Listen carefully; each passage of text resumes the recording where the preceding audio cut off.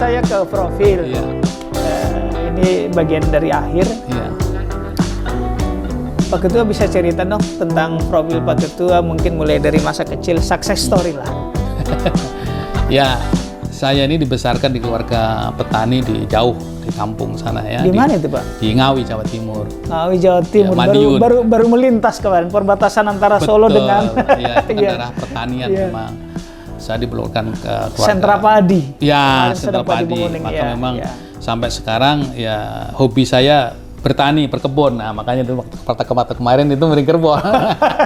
Sangat senang sekali.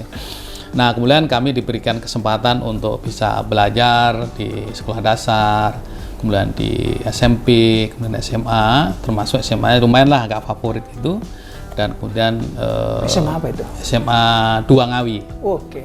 Ya, salah satu SMA favorit itu.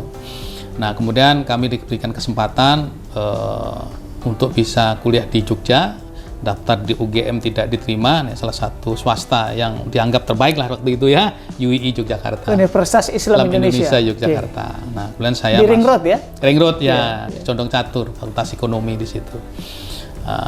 Ya suka duka namanya orang petani, kalau dari kampung biasa lah gitu ya. Nah, karena termasuk waktu itu UI kan termasuk kampus yang agak mahal gitu.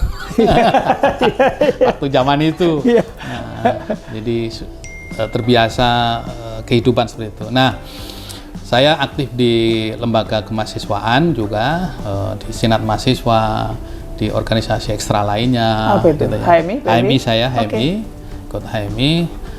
Kemudian ada kesempatan Karang Taruna dan seterusnya. Jadi memang dari awal saya sudah terbiasa aktif di beberapa kegiatan organisasi, termasuk waktu di SMA saya juga OSIS gitu ya. Ketua kelas sampai saya selesai kuliah juga ketua kelasnya nggak pernah diganti-ganti itu. Gitu ya. Makanya sekarang kalau ketemu teman alumni ya masih ketua kelasnya gitu. Nah, kemudian ada kesempatan akhirnya saya, karena Fakultas Ekonomi, sebenarnya saya tidak ada niatan untuk ke Jakarta.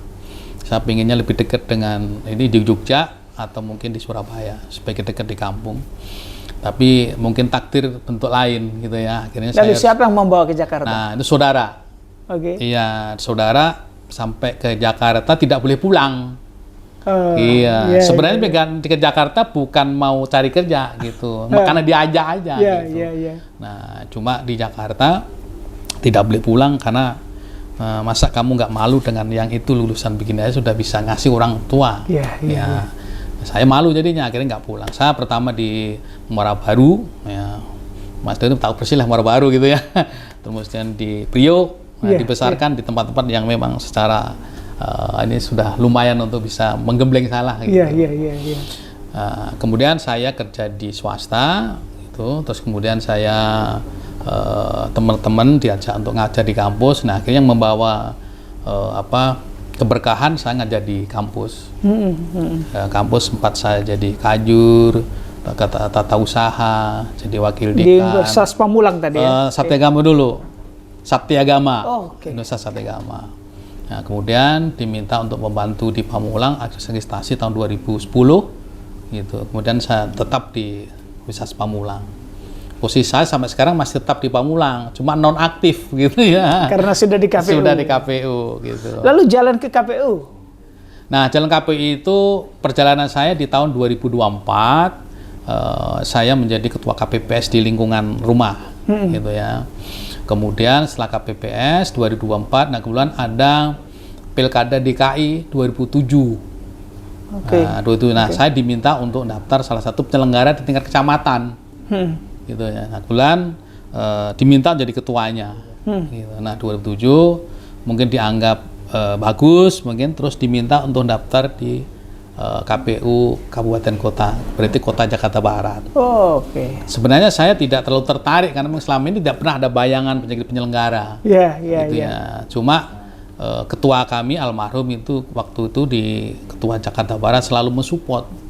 Gitu. Makanya diajak terakhir di tes kesehatan sama dia didampingi, takut kalau saya pergi gitu. Nah, akhirnya saya daftar. Nah, akhirnya diberi kesempatan untuk bisa jadi salah satu anggota di Jakarta Barat sampai tahun 2013. 2013 diminta lagi daftar Itu akhirnya diterima. Nah, kemudian 2013 itu diberikan amanah teman-teman untuk bisa menjadi ketua Jakarta Barat. Jakarta Barat. Ya, sampai 2018. Nah, 2018 ada kesempatan untuk daftar di DKI. Nah, itu akhirnya rezeki ada merintis di DKI. mulai dari bawah nih ya. Dari Ya, KPPS, begitu sejarahnya. Jakarta Barat. Iya, jadi KPPS itu tingkat TPS, kemudian tingkat kecamatan, tingkat kota, tingkat DKI. Gitu. Ini ada jalurnya dengan Pak Jokowi nih, mulai dari wali kota dulu. Pak Nardi, saya selalu tanya termasuk ke Pak Hasyim adalah apa sih manfaat berorganisasi? Tadi kan OSIS segala macam. Iya. Sebagian orang tua nggak usah organisasi, kampus saja supaya nilainya cum laude. Sebagian orang berorganisasi, ya termasuk HMI gitu. Apa manfaat organisasi buat Pak Nardi selain di kampus akademik? Ya, sangat luar biasa. Bagi kami menghadapi karakter orang, menghadapi kehidupan itu karena kita terbiasa meminit di luar jadwal kuliah, gitu ya. Dan itu menghadapi orang, berkomunikasi dengan orang, bersilaturahmi dengan orang itu tidak semata-mata didapatkan dari bangku kuliah. Kita sudah terjadwal tidak terjadwal secara pasti. Kalau kampus kan terjadwal pasti, tapi kalau dunia organisasi itu setiap saat harus siap. Dan zaman mahasiswa tidak boleh ngukur dengan masalah embel-embel uang. Nah, artinya bahwa kerja kita di organisasi itu ikhlas karena keinginan kita, kemampuan kita, mengolah cara berpikir, kepemimpinan, menghadapi orang. Nah, leader itu muncul dari situ. Nah, karena sudah terbentuk, karena kepemimpinan itu nggak bisa terbentuk dalam satu sesaat. Akan terbentuk pada saat dia lahir, kemudian berkembang, kemudian belajar, pemikiran dan seterusnya. Itulah tahap-tahap proses menjadi seorang leader. Berarti mengikuti kuliah untuk mendapatkan ilmu perlu. Tetapi mendapatkan organisasi, melatih leadership, melatih waktu juga perlu. Betul. Termasuk saya itu sebenarnya kan orang ekonomi. Kalau dilihat sepintas, nggak terlalu diperlukan di penyelenggara KPU karena mestinya sepandangan orang awam bahwa KPU itu diisi orang-orang yang paham politik, sosial politik. Mestinya orang-orang fisik, ya kan? Dan ketika waktu awal-awal daftar juga begitu pemandangan saya, gitu ya. Karena ini anggapan saya KPU itu adalah ranah politik, gitu kan. Ternyata tidak. Ketika saya masuk di dalam penyelenggaraan pemilu tahapan, justru ilmu manajemen dipakai di sini.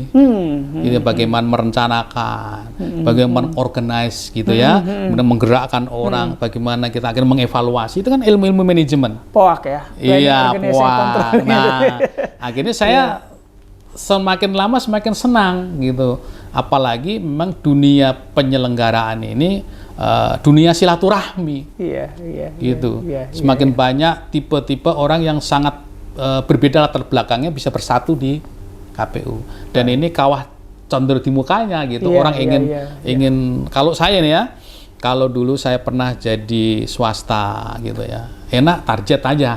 Artinya diomelin bos saja kan gitu. Kalau pernah di dosen nggak pernah ada yang ngomelin kalau dosen kecuali kita memang nggak pernah masuk macam yayasan dan seterusnya. Tapi kalau di penyelenggara pemilu itu betul-betul selain ini juga mental kita harus kuat. Betul. Karena waktu dulu awal-awal saya masuk KPU ya banyak yang ngomel, banyak yang kritik, banyak yang ini. Loh, ternyata kok begini. Nah, akhirnya terbentuk jiwa saya, ternyata inilah latihan kita, kehidupan yang nyata gitu. Karena selama ini di dosen enak aja, gitu ya. Kalau nggak mau nurut, nggak kasih dulu. Nah, kan begitu. Kalau kita kadang-kadang diomeli orang-orang yang kadang-kadang nggak paham terhadap pemilu. Gitu, dijelasin, nggak paham juga. Makanya ya kuncinya sabar, senyum, senang, gitu. Nah, mereka akhirnya lama-lama paham. Karena memang kita kan ngurus orang banyak yang latar belakangnya berbeda, Mas, gitu ya. Dia punya kepentingan untuk mengusung salah satu yang dia favoritkan. Nah, gitu biasanya kan sudah dulu gitu. Kali sudah penjelasan yang ini kadang-kadang kan selalu melihatnya kalau nggak dukung ini berarti Bapak nggak dukung juga nih kan gitu kan. Nah, makanya harus sabar di situ. Ngurusin pemilih, ngurusin peserta, ngurusin calon dan seterusnya. Itu ternyata memang pembelajaran banyak dari situ yang saya dapatkan. Pak Nardi, terakhir ini, di masa lalu yang mengurusi KPU juga mungkin sekarang agak nyerempet bahaya lah. Very kolose, ya korupsi segala macam, dan dari DKI ada kan. Kiat apa yang Pak Nardi pegang semboyan hidup untuk tidak masuk dalam ranah itu? Keyakinan, gitu ya. Keyakinan bahwa kita dipilih sini adalah dianggap yang terbaik. Maka harus memberikan yang terbaik, gitu ya, untuk lembaga ini. Nah, sehingga apa yang kita perbuat jangan sampai mencorengin yang lembaga ini sudah baik. Nah, jadi prinsip itu. Nah, kalau dalam bahasa yang aturan, integritas menjadi pokok penting, gitu ya. Jadi kalau saya prinsipnya di mana saja ditempatkan, terutama penyelenggara, karena itu diawasi oleh orang banyak, lembaga banyak, yaitu perilaku kita. Berarti perilaku kita betul-betul kita jaga agar tidak membuat orang itu curiga, tidak orang itu berprasangka, tidak baik terhadap apa yang kita lakukan. Walaupun tentu kita tidak sempurna juga, kan begitu ya. Nah, makanya kita tadi belajar silaturahmi. Nah, komitmen bersama dengan teman-teman di jajaran anggota. Jadi kalau waktu masih di Barat, ketika ada calon atau partai yang sudah kontestasi pas waktu tahapan itu, jangan sendirian menemuinya. Harus ada teman yang lain. Jadi tidak ada prasangka. Begitu, tidak prasangka. Inilah yang kita jaga terus. Ya, mudah-mudahan itu. Baik. Pak Nardi, mungkin closing statement sebelum kita akhiri, silakan. Baik, terima kasih ke media ini terutama, karena sebagai jargon kita, tanpa media kita juga nggak bisa apa-apa. Karena itulah yang akan bisa mendukung di dalam proses semua tahapan. Terima kasih sekali lagi, Warta Kota menjadi sahabat kita bersama. Terima kasih. Terima kasih Pak Nardi. Itulah pemirsa Warta Kota dan Tribuners, bincang-bincang kita dengan Pak Sunardi, Ketua Komisi Pemilihan Umum Daerah Khusus Ibu Kota Jakarta. Kita sampai bertemu dan semoga sukses menuju pemilu damai. Amin. 14 Februari 2024 untuk anak muda bertepatan dengan Valentine's Day. Sampai jumpa. Jangan lupa subscribe ya.